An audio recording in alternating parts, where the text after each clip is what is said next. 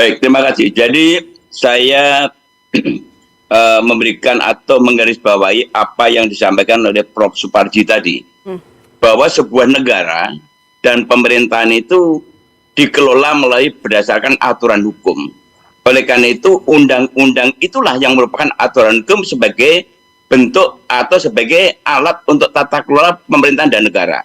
Namun persoalannya adalah pelaksanaan, konsisten atau tidak. Pejabat-pejabat yang diberikan mandat oleh undang-undang itu melaksanakan undang-undang sesuai dengan apa yang diamatkan dalam undang-undang. Oleh karena itu, yang tadi sampaikan Pak Rianto betul, bahwa sekarang ini kita saatnya untuk melakukan evaluasi menyeluruh. Tentu. Dan kemarin DPR sudah memutuskan dalam rapat bahwa Kementerian Kehutanan sejak kemarin tidak boleh menerbitkan izin. Yang ada adalah kita melakukan evaluasi menyeluruh. Dan oleh karena itu, DPR akan bentuk panja dan mungkin bisa ditingkatkan ke tingkat pansus karena nanti akan beririsan bersinggungan dengan kementerian-kementerian lain yang bukan menjadi mitra kerja Komisi 4. Oleh karena itu ini harus menjadi kewajiban kita bersama untuk mengawal dan mengawasi terhadap proses-proses yang akan kita jalankan untuk yang akan datang. Pak Firman, saya ke Pak Melki. Perlukah kalau kita lihat political will-nya moratorium dilakukan? Mestinya perlu, kan maksudku Presiden Prabowo kan sebetulnya dia punya kekuasaan itu gitu loh untuk melakukannya. Tetapi sampai acara ini berlangsung kan kita belum mendapat sesuatu yang benar-benar konkret begitu ya. Soal tadi tuntutan untuk kemudian dijadikan ini sebagai bencana nasional misalnya. Karena maksudku apa rumitnya begitu ya. Di parlemen kan lebih banyak bagian dari koalisinya Presiden Prabowo kan. Apa susahnya coba? Apakah jangan-jangan misalnya khawatir logistik untuk MBG itu dikurangi hanya karena untuk menyuplai urusan dana darurat di kebencanaan ini? Jangan-jangan itu problemnya. Oke, pertanyaan yang sama, Telisa, political will untuk moratorium dilakukan segera?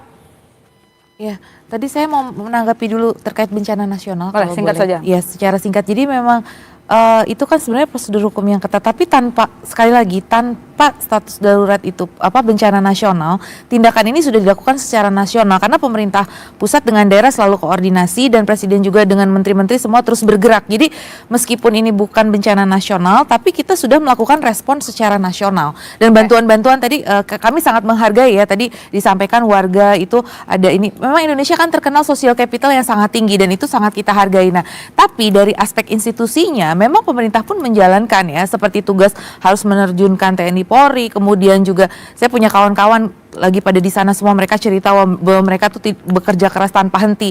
Kemudian juga kita selalu koordinasi dengan Bulog mengirimkan 16,2 juta kilogram beras itu. Terus dengan 3,2 juta liter minyak dan sebagainya. Jadi terus itu dilakukan. Jadi untuk masalah bencana nasional karena pemerintah masih menganggap bahwa ini masih bisa ditangani. Dan lintas kementeriannya tapi tetap berjalan. Baik, kami udah kutip poin itu karena itu udah disampaikan berulang kali.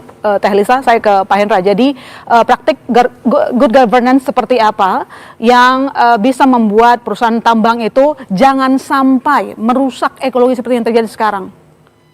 Udah diatur secara tegas sebenarnya Pak. Jadi nggak perlu ada pemaksaan. Terus kenapa masih bolong-bolong? Nggak tahu, anggota kami nggak mengurusi yang perusahaan nggak bertahu. Ada ribuan izin. Jadi apa yang harus diperhatikan kalau begitu?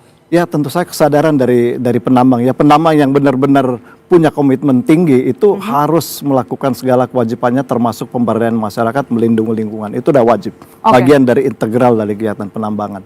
Kalau dari pengawas apa yang perlu ditingkatkan? Mungkin personil ya. Karena jumlah izin udah hampir 4.000 lebih ya, dengan jumlah inspektur tambang yang hanya sedikit. Jadi perlu ditambah dan tentu saja penegakan hukum yang tadi disampaikan, sanksi pidana kalau memang bersalah diterapkan. Ya. Oke, baik. Pak Rianto, bagaimana dengan pidana penyebab dari bencana ini? Ya, pidana yang mau dicari sekarang ya oleh Pak Kapolri, semua pelanggaran dari hilir ke hulu. Maksudnya adalah semua penyimpangan-penyimpangan yang menyimpangkan dari aturan. Aturan perizinan lah, aturan penerbangan, aturan pengawasan, aturan mestinya kewajiban daripada lembaga itu begini. Saya hanya ingin pesan begini. Ini diperingatkan oleh Tuhan, tolonglah kemarin praktek-praktek yang negatif itu sekarang disadari dan jangan diteruskan lah. Oke, jadi selama Kira-kira ini seperti kalau itu. adanya pembiaran berarti ada backing? Ya, termasuk backing pasti ada ya. Maka itu hentikanlah. Apapun praktek-praktek negatif yang melanggar hukum, terselubung apapun yang terang-terangan, tolong hentikan. Dan kita sekarang mulai jujur. Saya kira itulah kuncinya untuk kita menuju kebaikan. Oke, Prof. Suparji, jadi gimana terkait dengan pidana? Apalagi kalau misalnya Anda melihat juga nggak ada backing di belakang ini? Ya, pertama bahwa hutan itu adalah segala-galanya. Ya. Maka dalam filsafat Jawa itu ada memayu hayuning wono, menjaga hutan. Maka untuk itu perlu diaudit tentang dana konservasi hutan. Ya, Tensi setuju. korupsinya sangat besar. Ya. Maka KPK, Kejaksaan Agung, audit dana konservasi hutan itu kemana. Yang kedua, bahwa penting dalam Audit. penegakan hukum itu status harus jelas. Bahwa penegakan hukum itu ada substansi, prosedur, dan kewenangan. Tadi disampaikan, mungkin secara substansi sudah ditangani. Tetapi penting untuk prosedur dan status, maka pilihan sebagai menetapkan bencana nasional untuk kemudian memperkuat penyelesaian substansi tentang bencana dan mempermudah prosedur penyelesaian bencana dan membangun kolaborasi Oke. para pihak yang memiliki kewenangan. Audit menyeluruh proses Audit izinnya. menyeluruh Baik. dana konservasi. Baik. Firdian, perlu diaudit menyeluruh semua izin?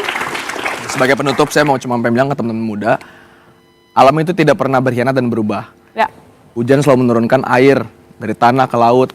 Hujan tidak pernah menurunkan gelondongan kayu. Tidak juga ada dalam sejarah hutan atau pohon itu bisa bunuh diri. Oke. Jadi semua pasti pembalakan liar. Saya pengen bilang everything is political. Bahwa hari ini kita lagi meminta negara untuk menetapkan bencana nasional, membantu Oke. teman Sumatera kita, bukan karena kita minta hadiah, tapi itu hak kita, donasi kita yang tiap hari kita kasih negara lewat pajak. Oke. Itu aja. Terima kasih. Mas Rianda, singkat saja, perlu audit menyeluruh untuk semua izin? Ya, Semua izin, sangat tanpa perlu terkecuali? semua izin dan tanpa terkecuali. Oke. Karena hutan itu adalah sumber mata Ya. air. Saat Baik. hutan rusak, hutan menjadi air mata. Ya, kita tunggu tanggung jawab pemerintah. Ini adalah ladang pembuktian bagi Presiden Prabowo Subianto dan pembantunya untuk membantu bumi jangan sampai ada bencana terulang kembali. Terima kasih saudara.